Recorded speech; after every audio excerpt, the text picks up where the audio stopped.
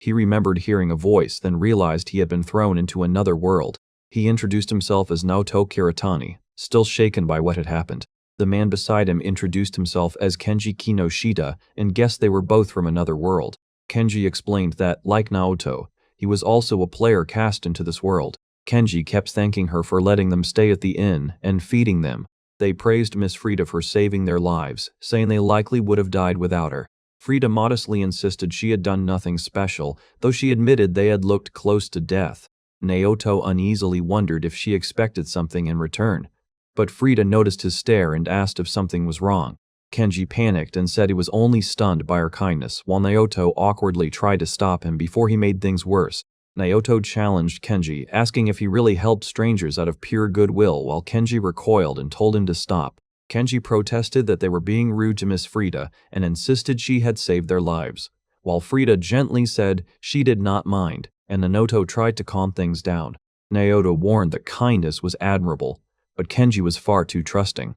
Naoto realized this world operated like a game, and that if they wanted to return home, they would have to defeat the Demon King. He pressed Kenji harder, asking why he was so quick to trust a stranger when they barely knew anything about this world. Kenji argued that even though he had only just met Frieda, he could already tell she was genuinely kind, while Naoto tried to cut him off. Naoto repeated his warning and flatly told Kenji that he was too trusting. Kenji reminded him that they had been suddenly thrown into a bizarre place and had to clear an absurdly difficult game just to get back home. He urged Naoto to be more careful and said they first had to make sure he did not get manipulated by the Demon King before they could even think about defeating him. Kenji placed his hopes on Naoto, calling him reliable and saying everything would work out in the end if Naoto took charge. As Naoto looked ahead, a status screen identified him as Naoto Kiritani, level 5, with strength 11, dexterity 16, vitality 10, intelligence 9, agility 12, luck 9, no listed skills, 25 out of 40 HP, 11 out of 11 MP, and no active buffs or debuffs. Naoto studied Kenji's status screen and realized he could inspect other people's stats, making him wonder if learning an opponent's abilities was part of this world system. Seeing Kenji already at level 24 while he remained at level 5, Naoto was stunned that they had fought the same enemies together, yet ended up with such a massive gap. Kenji awkwardly admitted that he could not really help it, and explained that the difference came from his special gift. Naoto right away told Kenji to listen carefully, and warned that he absolutely could not tell anyone else about those gifts, while Kenji quickly agreed. Naoto concluded that, as players in this game, they had been given those gifts as weapons, and Kenji added that the same was true for Miss Frieda. As Naoto compared their level gains, he realized Kenji's gift was growth, a power that let him gain experience and levels on a completely different scale. Naoto recognized that the ability was simple but overwhelmingly powerful, the kind of gift that could make someone the strongest. That realization only deepened Naoto's unease, because if others learned Kenji possessed such a power, the consequences could turn deadly. Lying awake, Naoto vowed that he would protect Kenji and make sure they returned to their old world together, because he knew someone would eventually try to exploit Kenji's sincerity. Determined to prevent that, Naoto decided he first had to learn far more about how this world truly worked. Naoto thought about how he could make the best possible use of his gift. He stepped into a lively night street and noticed a man aggressively cornering a woman, making the whole scene feel wrong right away. As he recognized the situation as all too familiar, nearby drunks slurred at him and asked if he was lost. He wondered whether stepping into a back alley at night in this world would bring the same kind of trouble as back home. Men in the alley mocked his strange clothes while he calmly kept walking toward them. A woman in combat gear casually suggested he leave those fancy clothes behind, while the men around her started closing in. One thug urged the others to take everything from him. Naoto felt certain he had chosen the right path and concluded he had found real troublemakers. The thug called Bogart level 9 angrily demanded to know whether Naoto understood him or only spoke some foreign language. Naoto sized up the group and identified the woman as Donison, level 7, and another man as Jen, level 9, confirming the threat in front of him. Naoto noticed that all of them were only slightly higher level than he was and calmly measured the gap.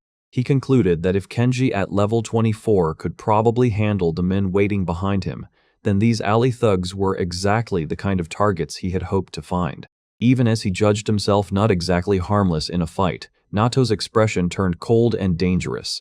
Bogard, a level 9 adventurer, lost patience and ordered the others to hurry up and take Naoto's things, while Naoto stood there unfazed as his own status showed level 5. In an instant, Naoto grabbed Bogard and shut him up, flatly telling him that his breath reeked and that he should stop talking. Bogard was thrown aside so violently that the entire group froze in shock. As dark energy swirled around him, Naoto's level jumped from 5 to 8, while Bogard's crashed from 9 to 3, leaving him barely able to continue. The onlookers panicked and demanded to know what Naoto had done, with one of them realizing in disbelief that it had not been magic after all. Naoto calmly prepared for what came next, as if the real fight were only now beginning. He struck Donison, the level 7 adventurer, with brutal precision, and the thug could only shout in anger as Naoto kept pressing in. The spell changes her condition in an unexpected way. Naoto drove the attack through without hesitation, and Donison cried out as he was overwhelmed at close range. With dark power gathering around him, Naoto coldly observed that these enemies were definitely stronger than the weak monsters from before, shocking the girl and the man watching. As Donison collapsed, Naoto remarked that he was gaining far more experience and health than expected, while Donison's status dropped from level 7 to level 1 and left him barely standing. Standing over the fallen thug, Naoto's power surged again as his level rose from 8 to 11, and he declared that this was his gift. One of the remaining thugs stared in disbelief and blurted out that he could not understand what Naoto even was. Naoto turned to the frightened woman, identified her as Pamela, level 8, and she jolted in fear as he calmly addressed her by name. Pamela stared at him in shock and demanded to know how he knew her name, while Naoto coolly told her not to worry about it. As the pressure closed in, Pamela trembled and begged for forgiveness, insisting she would do anything if he spared her. Naoto weighed what to do with her, and Pamela panicked that he might kill her, begging him at least to let her live. Naoto coldly reasoned that if he was going to spare Pamela, then he should get something in return. As the exchange grew tense and troubling, Pamela reacted in shock and admitted the moment felt overwhelming. Flustered and shaken, Pamela said she had never experienced anything like this before and could barely process it. Naoto stepped back and noted that his level had more than doubled, seeing it as an unexpectedly huge gain. Checking his status, Naoto saw his level rise from 11 to 14 and realized new skills had appeared, including Dagger Mastery, Alchemy, and Shadow Bite. Pamela looked up in alarm and demanded to know how Naoto even knew about her skills, leaving him briefly stunned. As Pamela stared blankly in confusion, Naoto realized he might have just drained her skills. He concluded that the true purpose of his drain ability was to steal an opponent's power and make it his own. Thinking back on the weaker enemies from before, Naoto noted that he had only been able to take their physical strength and experience. With Pamela clinging to him and begging for help as the situation grew uncomfortable, Naoto realized that depending on how he drained someone, he could also take their skills. Pamela spoke desperately and said that if this was the condition, then she could become stronger too, while Naoto warned her not to complain later, and she shakily admitted she had no right to object now that she was only level 1. As the situation remained deeply uncomfortable, Naoto resolved to use his gift's true power. He declared that he would use that power to clear this terrible game. A status screen appeared for Frieda, identifying her as an Adventurers Guild employee at level 2 with full health. Seeing his own status as Naoto Kiritani, level 1, he grimly realized that this really was a game. Naoto stared ahead in disbelief, disturbed by the existence of monsters and status screens and questioning how any of this could be real. He reflected that he had suddenly been thrown into another world and was now being forced to play along with this game as well. Naoto swore he would get revenge on the person responsible and warned them not to cross him, while the system explained that defeating the being known as the Demon King would clear the game and grant any wish, including returning to the old world or ruling this one. The explanation continued with the grim condition that there was only one Demon King. It added that this number was far smaller than the total number of people who had been sent into this world. Naoto grimly confirmed that this really was one of those deadly game-like worlds. He realized the true battle was between the people sent to this world, while the world itself was like a miniature garden built to contain them. Naoto understood that this was a race to defeat the Demon King before anyone else, and that every other player was effectively an enemy to be eliminated as the competition narrowed down. Looking over the ruined landscape, he cursed the twisted design of the game and bitterly thought that some god or demon must be laughing as they watched it all. Naoto swore he would survive no matter who he had to kill or betray, and vowed to return to his old world even if he had to drag others down along the way. Surrounded by monsters, he clicked his tongue and panicked, realizing he did not even have a weapon and wondering what kind of hopeless setup this was. As one of the beasts lunged in close, Naoto froze and let out a strained breath sharply. A voice suddenly shouted for the monster to come over there instead, yanking its attention away. A young man in clothes from another world waved wildly and yelled for it to come his way, even mocking the creature to provoke it. Seeing those unfamiliar clothes, Naoto right away realized the newcomer was another enemy player. The young man stepped out and loudly drew the monster toward himself, shouting for it to come his way instead. He slammed into the monster with full force and drove it back, shielding Naoto from the attack. After the clash, the rescuer dropped to the ground laughing breathlessly, clearly spent from the effort. Even so, he right away checked on Naoto and urgently asked whether he was hurt anywhere. Supporting Naoto on his shoulder, he warned that there were probably more giant monsters nearby, and said they needed to get out fast, asking if Naoto could still walk. Naoto stared at him in confusion and wondered what kind of person would help someone like this.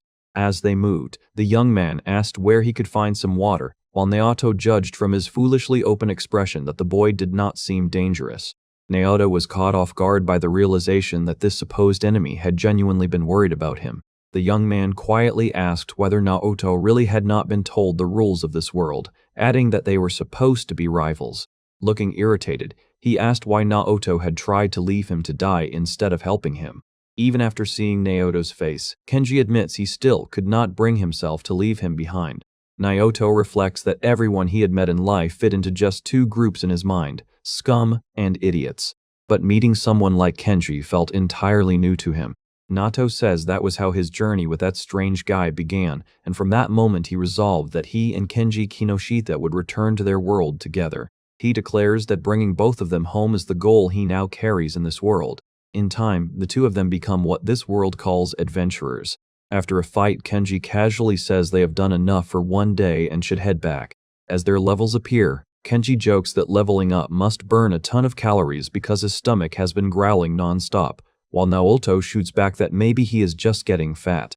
Kenji says he feels the same strange hunger, explaining that whenever he levels up his wounds heal, his fatigue vanishes, and for some reason, even his hunger disappears, leaving Naoto to admit that it really is strange. Kenji suggests they grab something to eat once they get back. Naoto explains that for now, they have made their base in the walled city of Jorn. He says they join the Adventurers Guild there, where they take daily quests that mostly involve hunting monsters, and they are welcomed back when they return. The spell changes her condition in an unexpected way. Kenji proudly reports that they took the bull lizard quest and handled the problem. Frieda excitedly thanks them and says the guild had no one else who could have beaten that threat so easily, making it clear they truly saved them. Naoto explains that Frieda had helped them when they were in serious trouble, and she says recommending the two of them to the guild proves she had not been wrong. Naoto notes that she seems to have been promoted since then, probably as a reward for discovering the two of them. He also observes that Kenji completely falls apart around Frieda, and it is painfully obvious from the atmosphere that he is interested in her. Frieda presents the reward for the day's work. Naoto notes that the payment comes to around 80,000 zeni. Kenji argues that defeating the bull lizard had been a huge and dangerous job, so he cannot accept the reward being that low, while Frieda awkwardly admits she is sorry if it feels that way, and Naoto is caught off guard. Frieda explains that this is simply how the guild works and says there is no point taking it out on her, while Naoto starts to wonder if she and the others are already climbing the ranks.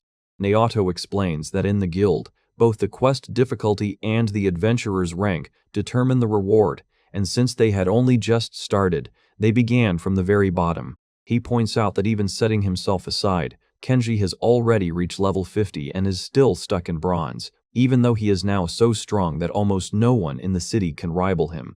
Naoto says Kenji has been steadily clearing guild quests, earning money, and raising his level, while his growth gift lets him level faster than anyone else in this world, even though Kenji remains strangely unaware of how abnormal that is. He adds that even if Kenji treats it like nothing special, the results are impossible to miss. Naoto realizes that Kenji's growth skill is not only making him stronger but also helping him mature as a person. Naoto then shifts the focus and says that on his side, things have gone very differently. He admits that defeating weak enemies barely affects his level anymore, as women in a certain district greet him and the atmosphere turns uneasy. Naoto bluntly reveals that he has been spending the money he earns in that district, not for enjoyment, but because he is trying to understand what those places are really like and what kind of circumstances drove the women there. Naoto reveals that some establishments even use former adventurers as workers. He explains that in this world, special abilities can only be obtained after meeting certain talent requirements. Naoto adds that skills like magic, swordsmanship, and healing demand enormous training. But, he says their time trapped in bronze has dragged on long enough, and if they want to challenge the Demon King, they need to raise their rank fast. He then notices Frieda and Kenji together and suddenly stops. Seeing them so close makes Naoto go quiet, as the mood turns strangely awkward. Naoto assumes they are getting along well, like they are on a date, while Kenji quickly tells him not to say that. Kenji reacts in confusion, saying he had only just come back after dinner, and Naoto blurts out in disbelief that this was all it was. Naoto realizes some people really do not follow dinner with more, then decides this must simply be how Kenji is. He concludes that Kenji probably likes Frieda because she is beautiful and kind, and because she was the one who helped them. Naoto begins to question Frieda herself and wonders what kind of person she really is. He asks himself whether Frieda only sees them as useful fools for the guild. Even so, Naoto reminds himself that defeating the Demon King is the goal, but he also wants Kenji to be happy, so for Kenji's sake, he decides to uncover Frieda's true nature himself. As Kenji works through another monster request, Naoto watches him in silence. Naoto notes that whenever a request comes from Frieda, Kenji is always especially eager to take it, and that starts to bother him. While villagers thank Kenji for saving them, Naoto realizes with growing concern that Kenji has not leveled up for days. He concludes that the weak monsters given to bronze ranks no longer provide enough experience. Naoto calls out to Kenji and sarcastically asks if he has forgotten that their entire reason for being here is to kill the Demon King, and Kenji quickly insists that he has not.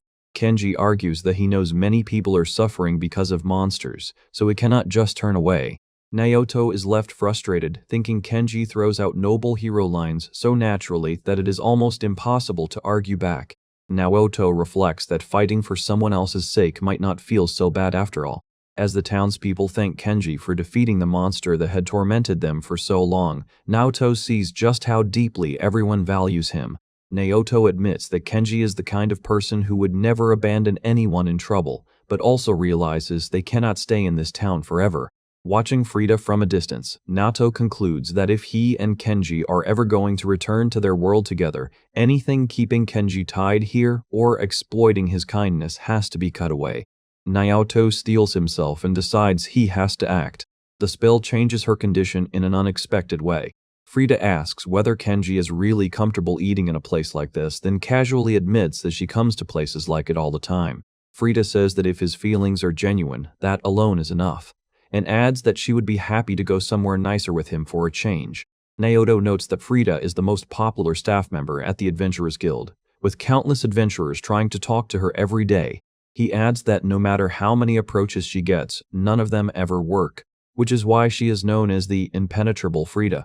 Naoto notes that for some reason Frieda becomes strangely gentle whenever the topic is Kenji. Frieda says she did have something she wanted to ask, explaining that there was something she genuinely wanted Kenji's opinion on. With a calm smile, Frieda asks what that question might be. The conversation turns to the Demon King as the question arises of how anyone could possibly defeat it. Kenji reasons that if the Demon King is defeated, the monster attacks hurting people should calm down as well, and he asks if that thinking is wrong. Frieda admits he is not wrong, but says defeating the Demon King is an entirely different matter. Kenji asks whether it is really so absurd for him to even say something like that. Frieda warns that the Demon King is far beyond an ordinary human, and says its power surpasses even the worst natural disasters, making the idea itself almost unthinkable. Naoto compares it to an ordinary person suddenly declaring they would kill a world leader, showing just how impossible it sounds. Even so, Naoto is shaken by the thought that if the one saying it is Kenji, the impossible may not be so easy to dismiss. Naoto says that if it is Kenji, he might truly be able to bring down the Demon King. He insists that once Kenji defeats the Demon King, the country can finally know peace again, and says that if Frieda truly believes in Kenji's strength, she should tell him everything she knows about the Demon King. Frieda suddenly falters and says she cannot do that, leaving him thrown by her refusal. He quickly apologizes and says he never meant to make her uncomfortable by bringing up something so strange out of nowhere. Trying to smooth things over, he tells her to drink as much as she likes and suggests they drop the subject and focus on a special recommendation instead. Frieda quietly notes that the drink goes down very easily. He cheerfully agrees and says it should pair perfectly with the meat, even suggesting she wash it down with another sip, which makes her praise his taste. As the mood recovers, he remembers there was actually something else he had wanted to ask her. Frieda realizes he only brought up the Demon King by steering the conversation toward a dull subject on purpose. Naoto notices that as long as he avoids the Demon King, Frieda seems much happier to keep talking, and he starts wondering why. Naoto notices Frieda staring at him the entire time and feels as if she is silently trying to measure him. He calls out to Frieda, and she only gives a vague, distant response while slumping over the table. Seeing she has no choice, Naoto decides to carry Frieda home himself, noting that his increased strength makes it easy and that this world can be convenient in unsettling ways. As he moves, Naoto reflects that even though he had never used blades before coming here, repeated battles have made handling knives and daggers feel natural, and he realizes that dagger mastery has been carved into his body like muscle memory. He realizes that with his espionage and stealth-related skills, even tracking down where Frieda lives is surprisingly easy. Naoto then focuses on alchemy, realizing it lets him judge a drug's effects at a glance and instinctively understand how to combine ingredients into medicines and other substances. After that, he recalls that all he had needed was to add a little something extra to the special drink he had recommended. In her weakened state, Frieda murmurs Naoto's name as the moment turns deeply disturbing. Naoto coldly reflects that if he had spent longer in this world, he likely would have mastered these coercive methods too, since such crude techniques still seem rooted in an older age. Even so, he reminds himself that no matter how difficult the trial is, Kenji will overcome it, and that there is no monster Kenji cannot defeat. Frieda presses Naoto on how he knew from their very first meeting that she and the others were strong. She points out that they had no visible strength, no weapons, and no magic, and says they only looked like two shabby young men. She then demands to know how he also knew about the cheat ability of the one who had already surpassed level 20. Naoto says it no longer matters whether she answers, because he already understands why. At that moment, he activates Drain and gains a new ability called Appraisal Sight. As he uses it, Naoto realizes he can now see Frieda's hidden skill details and mockingly praises the impressive ability she kept concealed. Frieda is stunned that her personal information is being exposed, while Naoto coldly notes that he can even see who she has been dealing with. He explains that his skill reaches that far because Appraisal Sight shows it to him clearly. Naoto reflects that even if two people share the same skill, its power can change depending on the user, and he notes that Frieda is rambling about a guildmaster while sounding completely disoriented. He concludes that this is why she had favored a certain kind of man and why ordinary adventurers could never sway her, making the moment even more unsettling. Frieda trembles that she had no choice, saying that once she partnered with the guildmaster, advancing meant surviving his tests. Naoto coldly points out that her hidden influence was something ordinary skills could never detect. He explains that what she relied on was neither a skill nor magic, but a technique honed through experience, which is why it never showed in her status. Then Naoto tells her he can still see everything about her clearly, and that leaves her shaken. As she quivers, he presses her about where and when she secretly met the guildmaster and what they discussed. Naoto admits to himself that he is bluffing, pressuring her to force a reaction. He warns that if this secret ever got out, the guild would be dragged into a massive scandal, especially with the guildmaster being married. As the exchange grows more tense, Naoto tells her not to worry and keeps the situation firmly under control. Frieda, visibly shaken, insists they would never do anything that would destroy the people who help support them. She begs him to at least leave her the small rewards, saying that without them she will be trapped in the same harsh life forever. Frieda gives him a strange, knowing look, and Naoto reads it as fear of losing his mercy, the look of someone who has grown used to being spared. Naoto coldly orders her to clean herself up, never easing the pressure as the room stays tense and deeply uncomfortable. The next day, Kenji lights up with gratitude and excitedly thanks Frieda, saying he somehow jumped all the way up to platinum rank. Kenji cheerfully explains that Naoto told him Frieda had spoken to the guildmaster for them. Frieda forces a faint smile and says she knows, then adds that she wants to thank him. She hesitantly asks if it would be alright for her to go out with him one more time. Kenji right away agrees, and Frieda thanks him with obvious relief. Naoto cuts in and asks Kenji if he is really planning to leave for the next quest without buying a brand new weapon. Kenji agrees and rushes off, while Frieda turns to Naoto and he tells her they can wait for Kenji in the meantime. As he takes her hand, Naoto apologizes to Kenji in his thoughts, but tells himself Frieda is a cunning woman exploiting his kindness, and he has to get her into an empty room to drag out the truth. Frieda quietly obeys as Naoto steels himself to eliminate every nuisance, even if that means bringing down the Demon Lord too. Naoto reflects that ever since Frieda pushed their rank upward, their rewards, meals, weapons, and armor have all improved drastically. He notes that all of this is happening right in front of Kenji, whose gift of growth turns monster-related disasters into explosive progress. Naoto observes that Kenji has already shot up to level 80 in no time, while Kenji boldly declares that he wants to grow stronger and defeat the Demon Lord. The narration shifts to their current mission, which is to kill giant toads that can poison entire forests in the north. Once the creature stops moving, Naoto praises Kenji's performance and signals that they should keep going. Kenji suddenly cries out as he realizes the monster's poison is spreading across his body. He warns that at this rate even his hand will rot away, but says there is still something he has to do first. Kenji realizes the poison is triggering his growth again and excitedly announces that he is leveling up. As Kenji cheerfully says he will hurry and catch up, Naoto apologizes to him in his thoughts and tells himself not to hesitate. Naoto explains that he is using Drain to steal all the experience for himself, saying it works like a familiar game mechanic while Kenji's growth weakens the monsters so Naoto can keep leveling.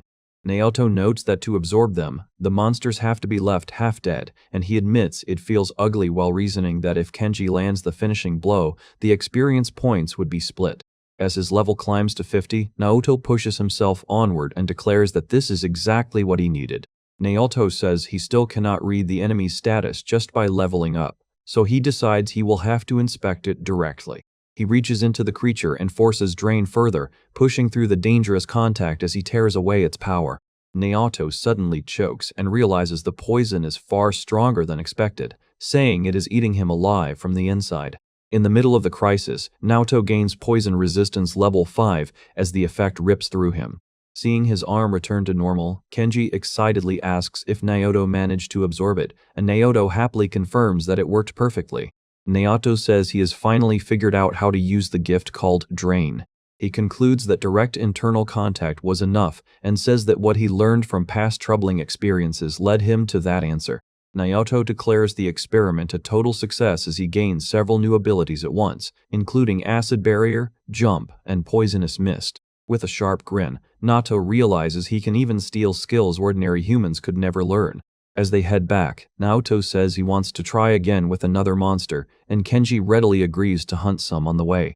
Naoto notes that in this situation, appraisal sight is incredibly useful, and decides he needs to gather as many skills as possible now that he can identify any monster.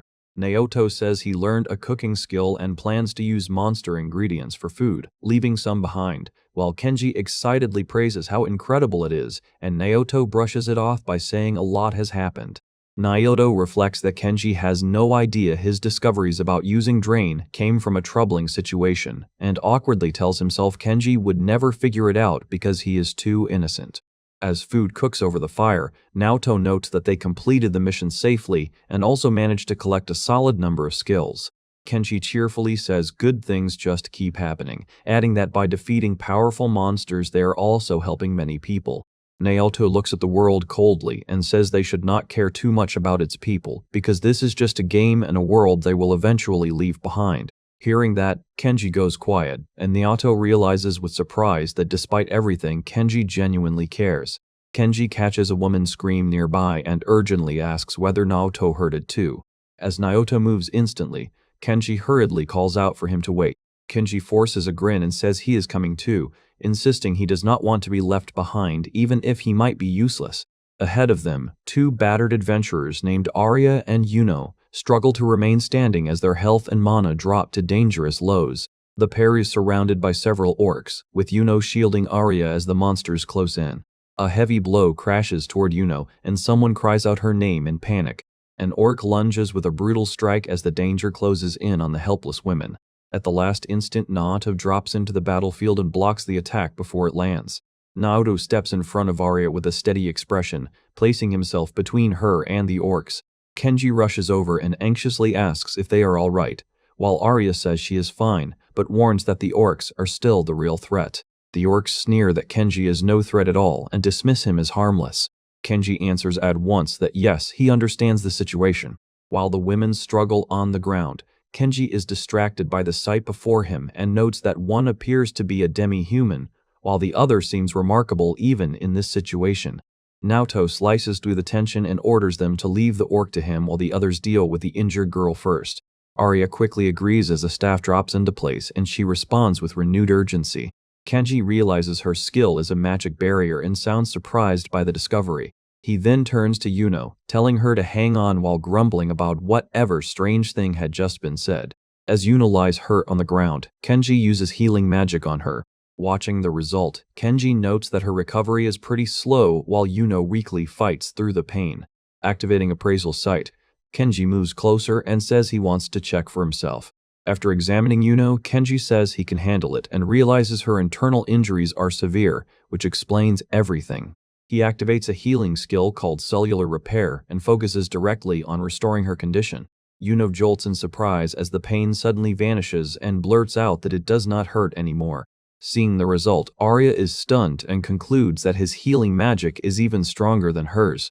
Kenji explains that he stole this recovery skill from a giant slime because its body kept reforming no matter how much it was cut, making it an absurd regenerative ability separate from normal healing magic. With a calm smile, Kenji assures everyone that things are all right now. Overwhelmed with relief, Yuno and Arya sincerely thank him for saving them. Flustered by their intense gratitude, Kenji asks them to raise their heads, while Arya remarks that helping each other in a crisis like this is only natural. Arya hesitates, then turns to Yuno and suggests they should just say it. Gathering their courage, they awkwardly tell the two boys that they have a favor to ask. The scene shifts to the fortified city of Jorn. Yuno and Arya explain that they had originally planned to submit a request at this city's guild. Yuno declares that they want to take back their village. Hearing that, the boys realize something serious must have happened there. As Kenji checks them again, he identifies Arya as a level 24 priestess and Yuno as a level 20 swordswoman. Kenji notices his appraisal sight is being resisted and concludes that people with a certain amount of power can push back against his skill. The girls reveal that demons occupied their village, put the demon lord's subordinates in control there, and drove the villagers out. Kenji reacts in shock and asks if they mean demons rather than monsters, and Yuno confirms that they do. He hesitates, clearly confused, as he starts trying to explain what demons are. He reasons that demons are highly intelligent beings on a level similar to humans, standing at the top of demonic creatures, almost like nobles among beasts and monsters. Kenji bluntly sums demons up as ruthless killers, and Yuno dryly remarks that his explanation is a rough way to put it. Yuno presses on and asks why the demons targeted their village in the first place. Arya reveals that their village has protected a holy sword for generations, and Kenji right away recognizes it as something like an otherworldly special item.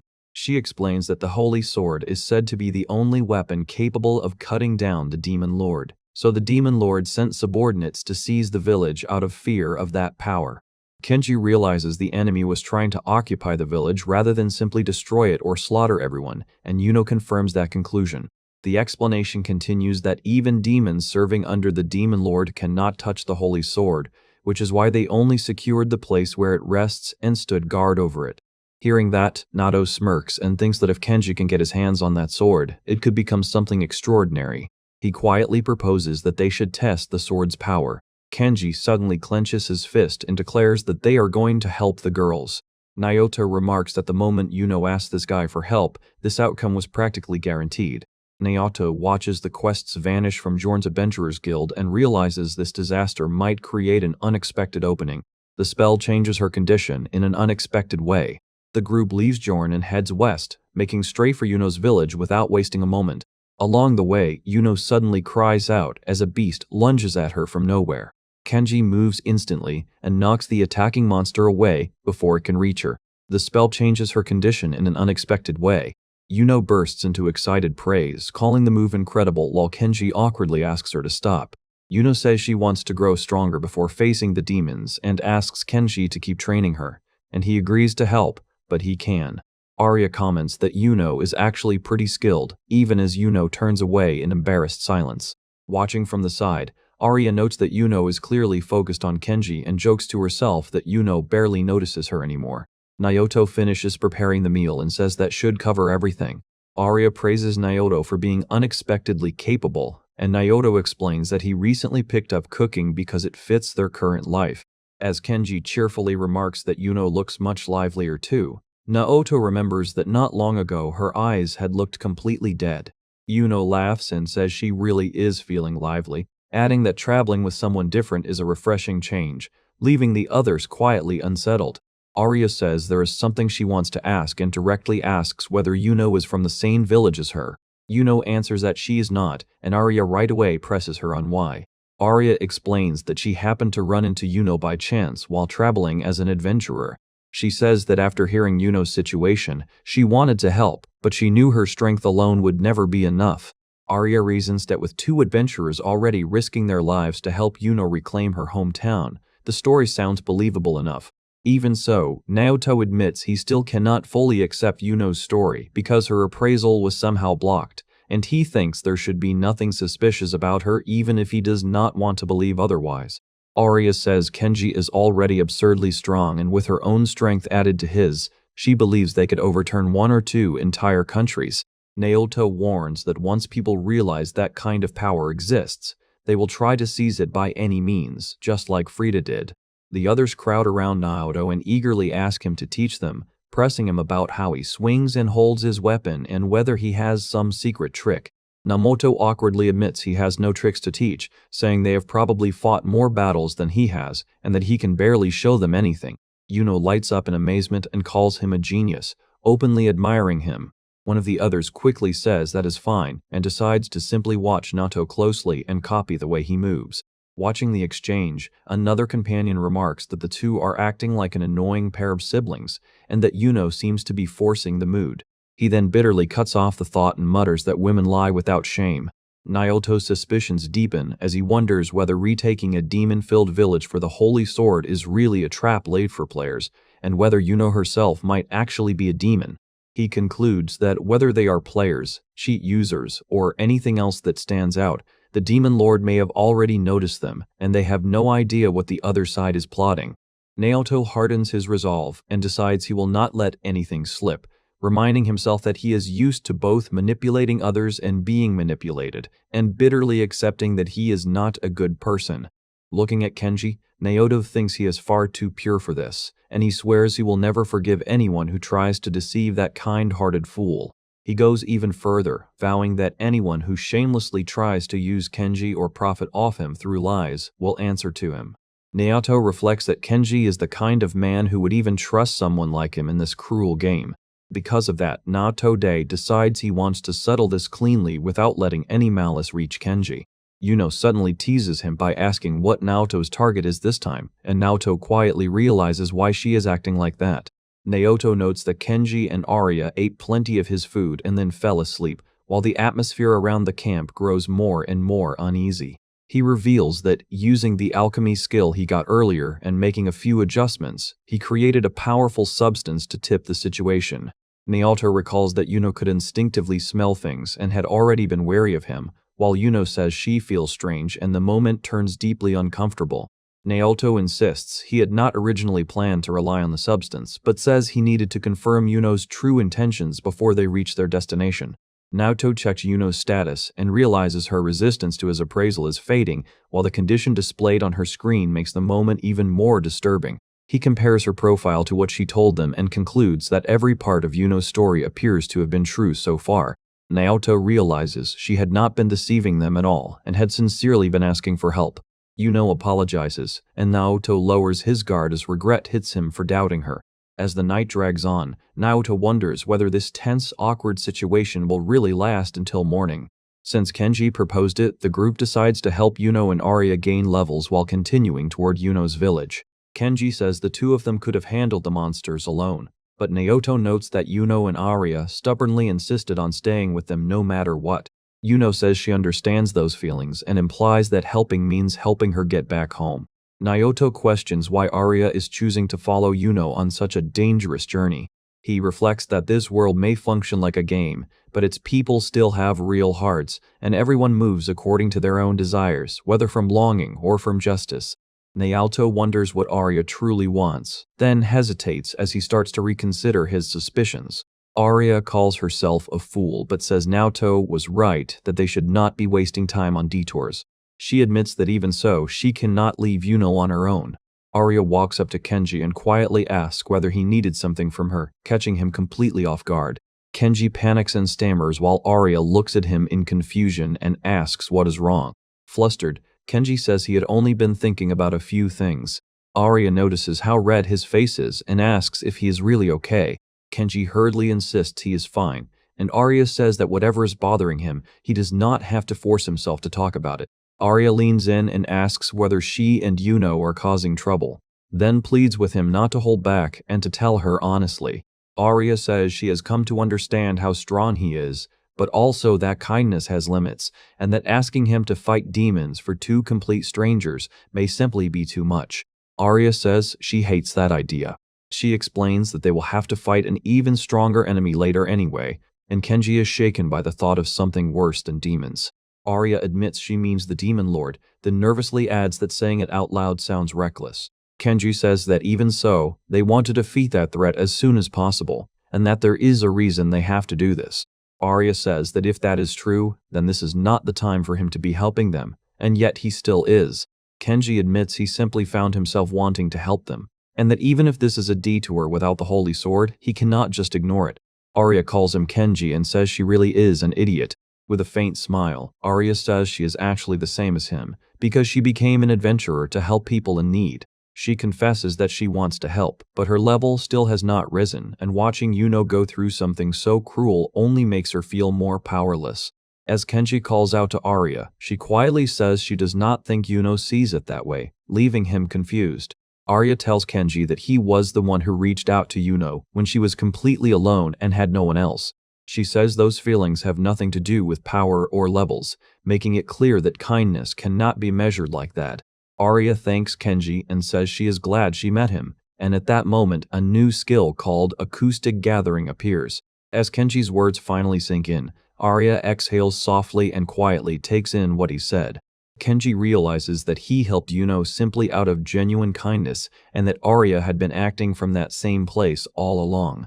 A brief flashback shows Yuno repeatedly asking for help at night despite what had been an early arrangement, and the reaction suggests there was no easy escape from it. The group reaches a cliffside overlook, and someone asks if the place ahead is Yuno's hometown. They notice the town is wrapped in an elaborate magic barrier, and one of them judges that it feels less like protection and more like a warning to stay away as he activates Farsight. Through that view, he spots figures inside and confirms he can see something, then realizes those menacing shapes are demons. Yuno snaps that this is her hometown they are talking about, while the others remark that the enemies look strong and ask whether the plan is really to charge in head-on. Yuno demands to know what happened to the villagers, and the report that comes back is grim, with no humans in sight and apparently no demons left in the village either. Yuno reacts in alarm and starts to dread what Naoto is implying. A horrifying sight of bones and monstrous figures makes it undeniable that the village has become a ruin ruled by demons. Naoto studies the scene and says this is exactly why players have to be careful. He warns that players only have one life in this world, and one mistake could wipe all of them out. Naoto steadies himself and tells the group they will need a plan. Inside the village, several demons stand guard, making the barrier and occupation impossible to deny. Naoto unleashes a loud skill call, and the sudden shout echoes across the area to draw the demons' attention. The demons turn toward the source as the challenge rings through the village. Naoto charges in with a grim smile, cuts down an enemy, and coldly remarks that the demons really did come out to face him. As the demons close in, Naoto coolly decides there is no reason to hold back, even as the strain of combat makes his heart pound. Surrounded by multiple demons rushing him all at once, Naoto stands his ground without the slightest flinch. A demon smugly reveals that it has filled the area with paralyzing poison breath, certain that Naoto can no longer move. Naoto dismisses them as weak enemies, saying these creatures might threaten Arya and Yuno. But to him, they are nothing more than useful experience and skills. As one demon desperately begs for help, Naoto decides to pierce straight through their hardened claws so he can steal their abilities faster. Hearing the plea, Naoto realizes the demon understands human speech and coldly asks if it is begging for mercy. With the village's piles of bones spread before him, Naoto asks whether the people of this village also begged for mercy. He passes judgment without hesitation and condemns the demon to suffer and die as his attack lands. Elsewhere, the others observe that Naoto's diversion has worked. Kenji says he will search for Yuno and rescue her while also looking for the holy sword, and the others urge him to be careful and leave the rest to them. As Naoto enters the temple, he remembers Yuno saying the sword was hidden in the deepest part of the ruins. Surrounded by bones and bodies, Naoto is shaken as he realizes the skills scattered here belong to ordinary people who once lived happy lives, and all he can think about is how horrifying war's aftermath truly is. A woman suddenly appears before him and casually remarks that yet another human has arrived. She looks down on humans and says they really are stubborn creatures. Naoto identifies her as a demon, and her overwhelming status reveals she is level 100. Studying him closely, she says he feels different from the other humans she has met. Recognizing something about him, she realizes he reminds her of a woman who came there before. She recalls that the woman had been utterly determined to kill every last one of them.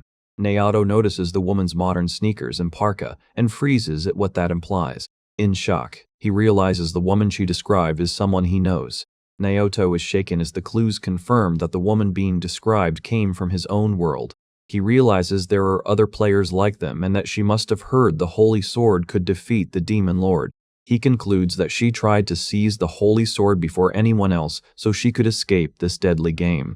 Naoto remembers that even he only reached level 120 so fast because of his growth gift. He understands that for an ordinary player, defeating even a level 100 underling should have been almost impossible.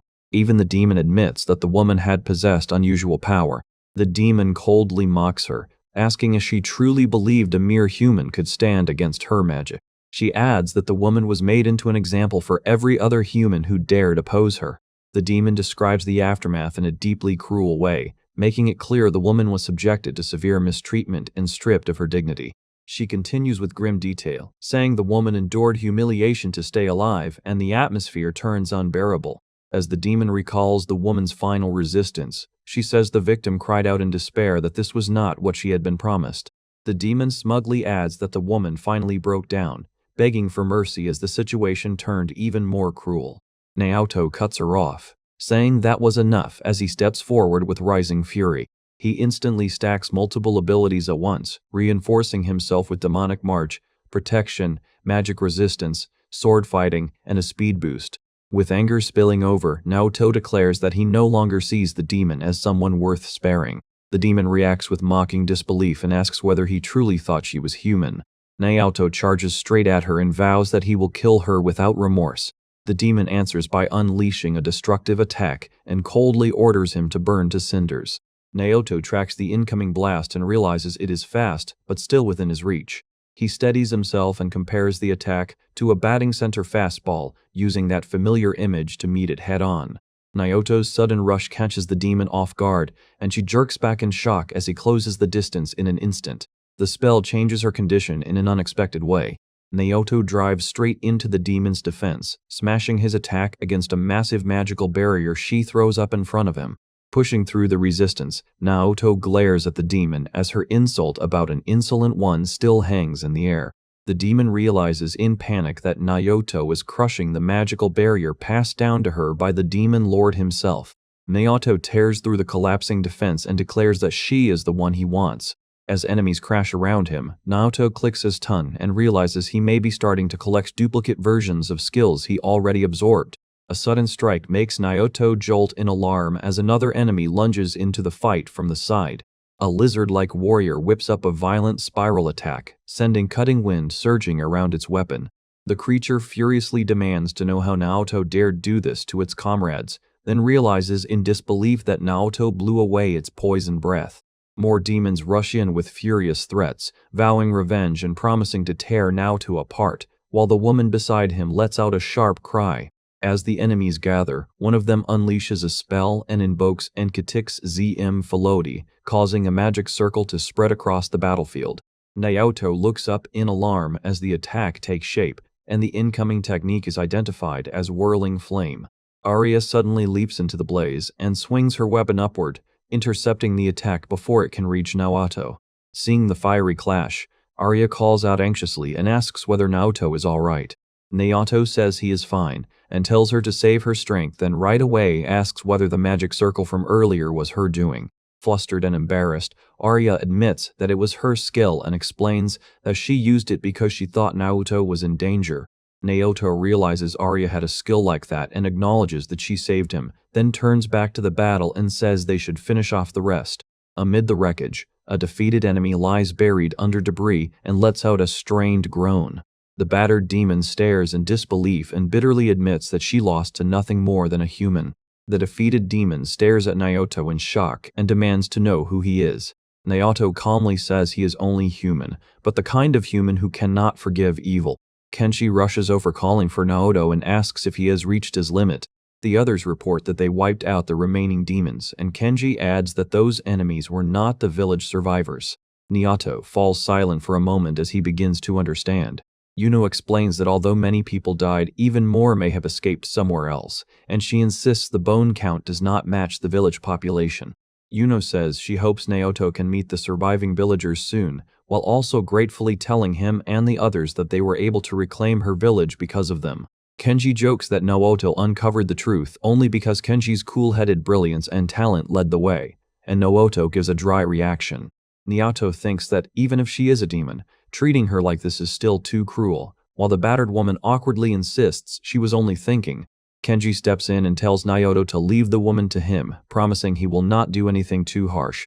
Naoto tells Kenji to handle this place with the others and go find the holy sword, and Kenji agrees at once. As they move out, Kenji says he will leave this matter to Naoto.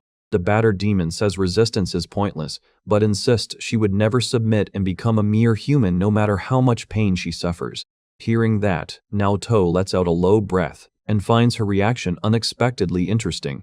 Naoto says he has several ideas in mind and asks if she is willing to try one of them. The story shifts to the Holy Sword, a blade said to have appeared suddenly long ago and remained enshrined in the village for hundreds of years as the weapon meant to defeat the demon lord. It is explained that adventurers came to the village every day to test whether they could pull the sword free, but in the end, no one succeeded, and the only person even said to be capable of such a feat was a hero. Naoto stares at the pedestal and realizes this must be the legendary holy sword destined for the hero who will defeat the demon king. As Naoto looks at the blade, Yuno points out that Kenji is traveling to defeat the demon lord, and Naoto quietly answers that he knows and that he must defeat it himself. As they face the blade, it is said that whoever pulls this sword free is destined to defeat the demon lord, and a worried voice asks what he plans to do if he cannot draw it. Kenji says that if he cannot do it now, he will think of another way, because he has to defeat the demon lord no matter what, and he trusts that Naoto will help him find a solution. Even so, Kenji steels himself and says he does not need to rely on the holy sword to fulfill his mission, because he still has his own gifts and can keep leveling up to grow stronger. He goes as far as saying he would defeat the demon lord bare-handed if he had to, leaving Naoto stunned by how serious that resolve sounds. Kenji suddenly shakes off his anxiety, says worrying will not help, and decides he should at least try pulling the sword first. The moment shifts as Kenji grips the hilt and pulls the holy sword free with startling ease. Holding the drawn blade, Kenji admits in disbelief that he really pulled it out that easily, while the girl beside him can only stare and agree. Then a message appears before him, announcing that he has obtained the holy sword. Naoto is shaken by a voice speaking directly inside his head, and he realizes the holy sword must be one of the special items the game's developer placed in this world. Seeing his troubled reaction, the girl hesitantly asks Kenji whether he is unhappy with this outcome. Kenji says he is happy because obtaining the holy sword gives him a better chance of defeating the demon lord. Arya quietly takes that in, and Naoto notices she looks strangely sad as he wonders what she is thinking. Arya suddenly asks Kenji to take her with him on his journey to defeat the Demon Lord. Kenji is caught off guard and tells her Yuno's village is safe now, so there is no reason for her to risk her life with them. He adds that they will be facing terrible enemies along the way, and he is not sure he can always protect her. Even so, Arya insists that she still wants to go with them because she wants to help. Arya says Kenji gave her courage when she was weak, and she firmly declares that she wants to help him too, leaving him speechless. She explains that he was always protecting them, that she was happy he cared enough to worry about them, and that she now feels strong enough not to be a burden. But as she thinks about the possibility of his journey ending in death, Arya falters and struggles to say more. Naoto realizes Arya is scolding Kenji in her own way, since he had tried to save Yuno's village while still chasing the Demon Lord and had been criticized for taking reckless risks. Arya realizes Kenji had been worried about her all along, and the thought hits her just as deeply as Naoto's own realization. Kenji notices Arya shaken and softly calls her name as she struggles to hold back her emotions. A desperate cry for help and forgiveness suddenly echoes through the area, interrupting the moment. The scene cuts to a hostile encounter where someone cruelly pressures another person, and the atmosphere turns deeply disturbing. Naoto reacts with uneasy surprise as the other person closes in and bluntly says he will be next. The spell changes her condition in an unexpected way. He carefully sounds out the strange words while wondering whether he read the spell name correctly. The woman suddenly panics and realizes the spell is some kind of control magic, shouting in horror for him to stop. Naoto completes the contract and declares that from now on she must obey every command he gives. He then reflects that the spell is basically only effective against weaker opponents, though he has already used it on several low-level enemies. The woman asks how he feels, and he weakly insists he's fine. Then her voice turns threatening as she warns that if he cries out, she'll make this much worse, turning the moment deeply tense. She coldly adds that once the Demon Lord is dead, she'll dispose of him too, and warns him never to interfere again. The cat-eared girl clings to him and cheerfully says she understands and wants to come too, while he awkwardly goes along with it. Stunned by what he just heard, he turns back and demands to know what she said. Kenji raises the holy sword, and the others freeze as they realize he truly pulled the legendary blade meant for the chosen hero. The cat-eared girl excitedly declares that this proves he really is the hero, especially after he and his party defeated the demons and freed the village so quickly. Someone says that now the only thing left is defeating the Demon Lord. With the city spread out in the distance, Kenji agrees, but the unease on his face makes the others ask what's wrong and whether he's hesitating. Kenji denies it and reminds Naoto that once they defeat the Demon Lord, Naoto will get what he was promised, and Naoto quietly says that was always the deal. Kenji hesitates, then admits that if the granted wish is not limited to returning home, it may not be that simple. Naoto panics, grabs his head and hurriedly apologizes, telling Kenji to forget it, but Kenji presses him on what's wrong. Looking out over the city, Kenji asks if Naoto is starting to care about this world, and Naoto admits that maybe he is, especially after being shown kindness here. Naoto awkwardly says he gets what Kenji means and admits he can see it too. The spell changes her condition in an unexpected way. Kenji bluntly guesses that Naoto is really talking about Arya, leaving Naoto flustered and speechless. With Arya on his mind, Naoto admits she's kind and beautiful and wonders if he's really the type to fall for a girl over her looks, before correcting himself and insisting it's more than that. Naoto realizes Arya is the second person in this world who has genuinely cared about him. Smiling brightly, Naoto tells Kenji that Kenji is the first. Kenji quietly realizes that most people would never care that much about Naoto if they knew just how overwhelmingly strong he really is. Kenji studies Naoto and decides that Naoto may be honest at heart, but that same honesty leaves him dangerously exposed. Naoto resolves that he cannot let this broken game destroy Kenji, and even as he brushes off what happens to himself, he insists he wants to send Kenji safely back to his original world. Kenji bluntly says Arya must have realized how foolish Naoto is, and Naoto instantly protests at being called stupid.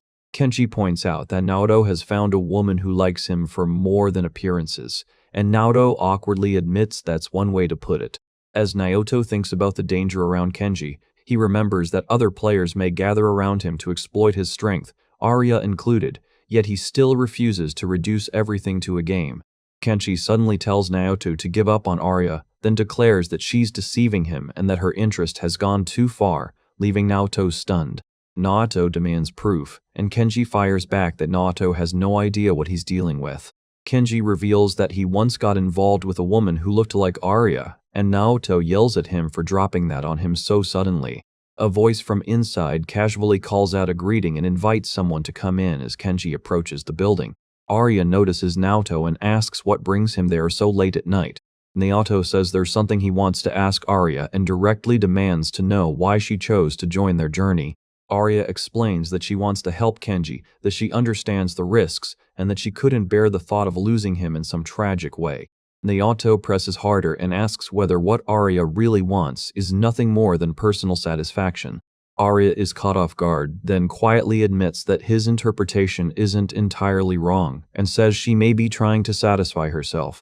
Naoto argues that everyone acts for their own reasons anyway, and Arya agrees that she doesn't really care whether it's for self-satisfaction or for world peace. Naoto lays out his point, saying that even helping someone and making them smile can still be a way of feeling good about yourself, just like heroes fighting for world peace or Kenji playing the Good Samaritan. Arya cuts him off and says that's not what she truly wants to say. Arya says the real issue is that he's trying to understand why she's so determined to join them, and she insists Naoto shouldn't reduce it to mere self-satisfaction. Naoto sharpens the question and asks whether someone is ordering Arya around or watching everything she does. Startled, Arya asks who Naoto thinks could possibly be giving her such orders. Naoto bluntly reveals that the one behind this is the Demon Lord, of course, and Arya falls silent in shock. Arya looks confused and asks what Naoto is talking about as the tense exchange drags on beneath the night skyline. Naoto accuses her of being nothing more than another servant of the Demon Lord, and Arya recoils at the sudden hostility. He pushes even harder and says she's a demon too. Arya desperately insists she's human and asks why he would say that, but Naoto flatly calls her a liar. Naoto demands proof and points to her skills, while Arya raises her voice and insists she isn't lying. He explains that Vaterland told him about a skill written in a strange language, and he uses that as the basis for his suspicion. Naoto says those are powers no one but demons should be able to use, and Arya freezes in visible panic. Startled and overwhelmed, Arya jerks back with a cry and clutches her weapon, while Naoto stands firm in front of her. Shaken, Arya covers her face and quietly admits that Naoto is right. Naoto demands answers and presses Arya to explain why she approached them in the first place. Arya says it was to monitor the hero's movements, and when Naoto reacts to that title, she tells him not to get hung up on the wording. Arya admits she doesn't know every detail, but says Naoto already understands who they are. She explains that she was told the hero and his side were a threat to all demon lords in this world, so she was sent to observe what kind of people they were. Arya says everything changed when she found Kenji, because she had believed she was searching for strong humans like him. Hearing that, Naoto coldly concludes that she's no different from Frieda, just standing on a different side. Arya quietly says she understands the situation now, and Naoto tells her to go back to the Demon Lord. He thinks this works out perfectly, reasoning that once Arya is gone, Kenji will have no reason to stay in this world, and they can return to their own after defeating the Demon Lord without any more worries. Naoto says that if Arya leaves now, he'll let her go, but warns her never to show her face to him or Kenji again. Arya is shaken and asks what has gotten into him, while Naoto cuts her off with a sharp, distant reply. Arya hesitantly asks Naoto to keep her true identity hidden from Kenji, and Naoto right away demands to know what she means. With guilt written all over her face, Arya explains that if Kenji learns she's a demon, he'll be deeply hurt. Naoto coldly admits that she's probably right about that. Arya desperately begs him to let her stay with him, saying she has nowhere else to go. Naoto stares at her in disbelief, wondering how someone he just exposed as a spy can still ask for something like that. Arya reminds him that he already knows how weak she is from when they first met. She explains that she was only around level 20, so even an ordinary adventurer could have beaten her without much trouble. Arya adds that the demons who occupied Yuno's village were at least around level 50, showing just how far below them she was. Naoto looks down at her and bluntly asks if she's one of the lowest-ranked demons. Arya admits that even if she found the hero, there was nothing she could do, and Naoto harshly tells her to stop clinging to them and run back to report to the Demon Lord. Naoto coldly tells Arya that at her current level, she should still be able to survive on her own. He bitterly asks whether she's completely lost her mind, stunned that she still wants to follow them even if it means throwing away her duty. Arya lowers her gaze in embarrassed silence, and Naoto reacts like he can barely process what he's hearing. Arya timidly explains that she doesn't know the demon lord who created her, and that Kenji is the one who taught her how to live honestly, leaving Naoto shaken as he asks how she can even say that. Flustered and overwhelmed, Kenji is described as a genuinely good and foolishly honest person. Naoto snaps back that the reason she became attached to him is simply because he is that kind of good person, and dismisses her words as the kind of excuse someone makes after being rejected. With tears in her eyes, Arya pleads that she knows there's nothing she can do, but still begs to at least watch Kenji's fight through to the very end. As the atmosphere turns painfully desperate, Arya blurts out that she's willing to do anything. Naoto hardens his resolve and decides that whether Arya's feelings are real or fake no longer matters, because he now sees her as a threat to Kenji. He concludes that if Kenji stays in this world while Arya remains near him, Kenji will eventually choose to stay here and one day be killed. Naoto stares at Arya's tearful face and decides the time has come to remove her as a risk to Kenji. He corners her and coldly warns that keeping her silent comes at a price. Arya recoils in shock and fury, realizing with disgust what kind of person he is becoming in this moment. Naoto says he has always believed that if making Kenji pay the price would let him protect him, then that choice is acceptable. He presses that Kenji is strong but emotionally fragile, and insists that if Arya betrayed him, the shock could shatter his spirit and even get him killed by the demon lord. Arya glares back through tears, and Naoto throws aside every excuse and resolves to force her to choose between herself and Kenji. As the room sinks into oppressive silence beside the candlelight, he threatens to make the situation unbearable if she does not cooperate. Naoto grimly declares that he doesn't care if he has to dirty his hands because he will bring Kenji back to their world. Shaking with anger and humiliation, Arya spits out that he is a scumbag.